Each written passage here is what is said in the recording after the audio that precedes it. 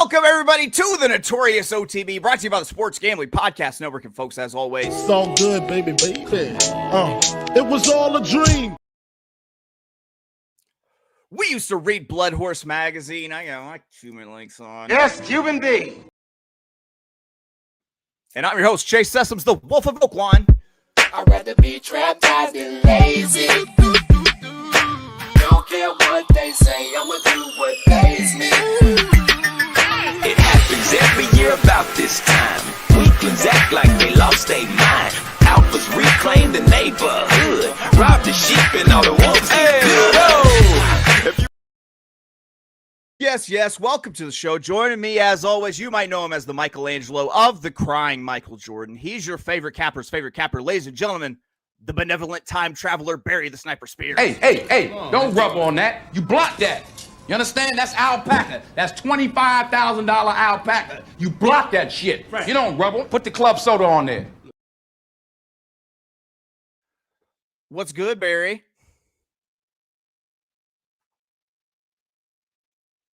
What kind of alpacas command a $25,000 price tag? I mean, they always look dirty to me. Every time I see an alpaca, it looked like it was rolling around in the dirt. Every time I see an alpaca, it looks like Rihanna a little bit, quite honestly. Interesting. You got the same hairdo sometimes. The interesting thing about the alpaca, too, is, all right, you're asking right now, like, what commands a $25,000 price for alpaca? What commands a $25,000 price in 1970s dollars? That must have been the most precious alpaca with a perm and everything for months and months and months until it got bigger, and then they shaved it, and then they kept shaving it. So yeah, that's a lot of work. It won the first and maybe it was a alpaca single alpaca, just one alpaca they made that rug out of. And they just like went the whole like indigenous person used the whole alpaca route. Yeah. Okay. I can see that. Just one alpaca is a single alpaca rug, like almost like a single barrel whiskey, right? I'm gonna make a 2.5 hour conspiracy theory video about this and put it on YouTube. And the whole thing's gonna be narrated by a guy talking like this. The entire thing. That's not a bad idea, actually. Guys, don't forget, tonight is our Tournament of Pain when Barry and I, otherwise known as Team Steam Urchin. Oh, yeah. That's Steam Urchin. Yeah. We take on Matthew and Sarah's. You ride it like a horse. I want to ride it to battle, quite honestly, and just start lopping off heads. We take on Matthew and Sarah's Team Mountain Dew Rockaway. Boom. There it is. Look at that. Look at those puds. I've been using the word pud a lot lately. Look at these puds. If you haven't, make sure to check out that video about tonight's Penn National card. I got very tickled there. Look at that. I knocked him out of frame with pud. Don't forget to check out our episode about tonight's Penn National card, our Tournament of Pain. We will be competing to see who is the ultimate berserker, but also as teams. And then also don't forget to watch yesterday's video about our Steve Neff Foster card. But Barry, today it's Friday. You know what we do on Friday, man. Oh, yeah. Yeah, that's right. On Friday, we have our most consequential show of the week. We've been building to this crescendo for 4 days. Now it's time for our thrilling conclusion to the week with I Put That on My Mama. Can I make my phone call? Do I have rights? Can I make my phone call? Who you gonna call? Huh? Who you gonna call? Yo, mama. Mm-hmm. Yo, mama. Barry, we're gonna do I Put That on My Mama with a twist, though. Instead of our like typical fanfare of choosing a single for one of today's races, we're going to look ahead to probably the most consequential sequence of the weekend, unless someone is a boner and scoops the pot. Oh man, then. I thought they were gonna get it too. That horse had a pretty good shot and got bumped kind of mid stretch while the horse was gathering momentum, and then it kind of stop from there. But man, that would have been so horrible. That happened one year, At Florida Gulfstream, Derby. yeah. Yeah, Florida Derby. They Yeah. hit it on Florida Derby day, and then Sunday there was, the mandatory payout was whatever was in the pool that day instead of the big one.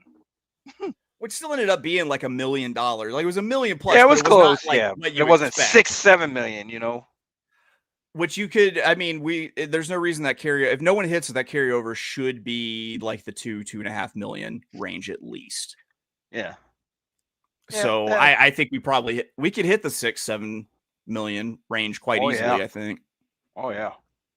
All right. Well, a lot of money on the line. Barry and I are sticking our necks out with I Put That on My Mom with singles for that sequence. We're talking Churchill Downs Sunday, 29th of June, year of our Lord 2025. Post time for this pick 6, which starts race 6, 3:18 Eastern, 2:18 God's time, 12:18 specific time, and on a specific coast. Don't forget, this pick 6 is a 20-cent base, but don't let that fool you. If you're not skinny in someplace, that costs balloons quite a bit over 6 races. So we've got some past performances. And Barry, this might give people a clue that we're in the same race because of how numbers work, but also because of how the alphabet works. You lead us off with your single today, which I believe is coming out of race 8 furlongs, $300,000, the Fashiun Stakes, which makes me think of Cotton from King of the Hill with his little shins for some reason. Fashiun. And his knees, his what's it? His ankies or his kneekles, whatever they are. All right. But Barry, your single is coming out of the Fashiun, this 8 furlong race. What are you doing here? Where are you sticking your neck out? Yeah, this is a interesting race, and I wanted to try to find a single that we were fading the favorites. And in this race, Banishing and Saudi Crown will probably dominate the betting. And they both have the same running style. In fact, they went heads up March 29th in the Oaklawn Mile, and Banishing outdueled Saudi Crown. So I think they're going to go heads up again. You add in Judge Miller and Best Actor, and you got a party. This pace is going to get hot. And I went to last year's winner, number 8, Cagliostro. Gets a great setup, gets Irad Ortiz gelded first time. This horse really runs well off the layoff each time. I mean, there's so many things to like about Cagliostro. It's not even funny. I'd be surprised if we get 10-1, but if we get anything and this horse wins and you have it in the Derby City 6, it's a good thing.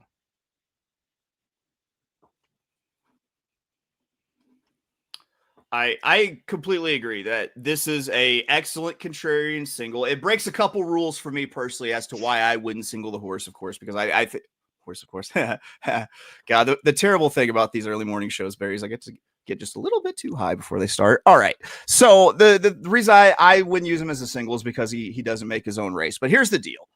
When you look at how this card is constructed, I basically started trimming down races as to where I was going to find my single. I was left with 3 races, and of the 3 races left, I thought that this was the most singleable spot with the most singleable horse in a very tough pick 6 sequence, because you're going to have to spread out in the first 2. The last race, I wouldn't even bother handicapping until the day of, until we know who's in. So it's going to be spreading in some places. So this pick isn't going to blow up the tote board, but it should hopefully accomplish the goal of being a free square in this race, and keeping my pick 6 ticket economical and in a price range where I feel like it's worth playing, where I don't feel like I'm just throwing a massive ticket at the wall that I still might lose, even if it is, a mandatory payout day. My single is going to be the number 4 Saudi Crown, 9-5. I know, chalk. But in these sequences, you have to be able to just be honest with yourself and admit when the chalk is going to win, and just take what the sequence will give you. It's like our friend of the show, Mark Capitan, says: you play the card you get, not the card that you want. And I'm singling Saudi Crown for Brad Cox, owned by FMG Stables and ridden by Florent Giroux, effectively forming a Flo Cox. because this fits the bill for the type of horse that I want to single. I think Saudi Crown should be out on the front, controlling this pace, making his own race. The main competition in this race, the number one, Banishing, 2-1 for David Jacobson, has one big issue. It's about, Banishing is 7 wins, but only one coming at Churchill Downs at 7 attempts. Banishing, in fact, might just be an Oaklawn horse because 5 of the 7 wins come over the Oaklawn track. And Brad Cox, as we are all well aware, wins everything in Kentucky almost. So I think you set it and forget it and single Saudi Crown on my dead homie, on my gang, on my mama. And I put that on Adam, man.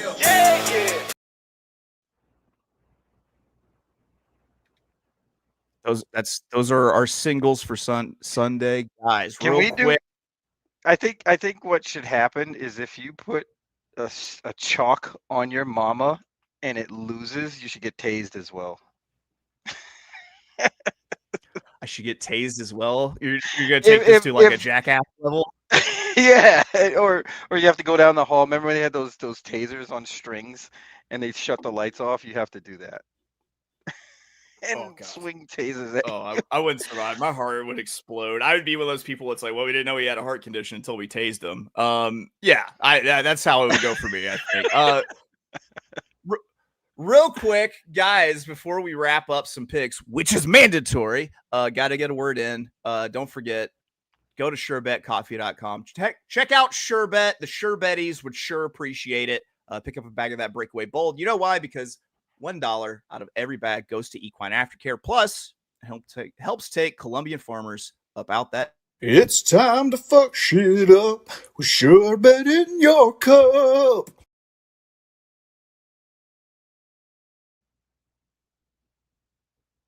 Burry, let's wrap up some picks. What do you got? We got race 8, the Hanshin Stakes, number 8, Cagliostro to the hoop. Put that money in your pocket for my mama and yours. Very good. He does it. He does it for Brooksy. My Sunday Churchill Downs mandatory pick 6 single also comes out of race 8. Barry and I are head to head. I'm going with the 4 Saudi Crown 9-5 on the money line, and I do it in the name of this sweet lady. Do it for you, Big Nance. We do it for you. Look at her. Look at her. I was holding the puppy. Oh my God. Oh. All right. That's it. We have Saratoga next week, don't we? Yeah, which is crazy. It's insane. That is insane. I never it's thought very we'd early have this year. A 4th of July Saratoga day, but here we are. I'm sure they move that back to Belmont whenever that's up and operational, because the Belmont, like, it's supposed to, but you never big. know. They may like it the way it is. They're gonna have to do something because Aqueduct will be no longer existing. So I think this might be the norm going forward, actually. Might be. I'm not sure. They're gonna have to divide it up somehow. Oh, I don't know. What? I mean, pretty much almost immediately once they open this new Belmont. I don't know. I think they're going to stop once Belmont opens. That's what I thought. Like, even before, they could technically stop using it. I think they're just going to stop once Belmont's open and then rearrange everything. I don't know if it's because I'm like 40 as fuck now and just grumpy, but like every time I see these cool renderings of the new Belmont and the new Pimlico, all I could think is, no, I think that looks dope, and then I think that they ain't never finishing that shit. That shit ain't ever done. Nah, the Belmont's like is coming along pretty good, so that's happening. I mean, it's attached to like a ice hockey arena too. Yeah, the Islanders play in the arena they built a few years ago. Islanders, yeah. Well, that's it. That's it for us musing about the blight of everything, guys. We're gonna ride out now for this week. We'll be back. Don't worry. Monday, we're talking Monday, 9 a.m., 8 God's time in the morning. We'll be back to give you our pick 3s. We will see you then. We love you. Bye-bye. Barry, what are we going to ride out on? What are we going to ride out on? Go outside, nerd. Oh, there we go. Get out. Go.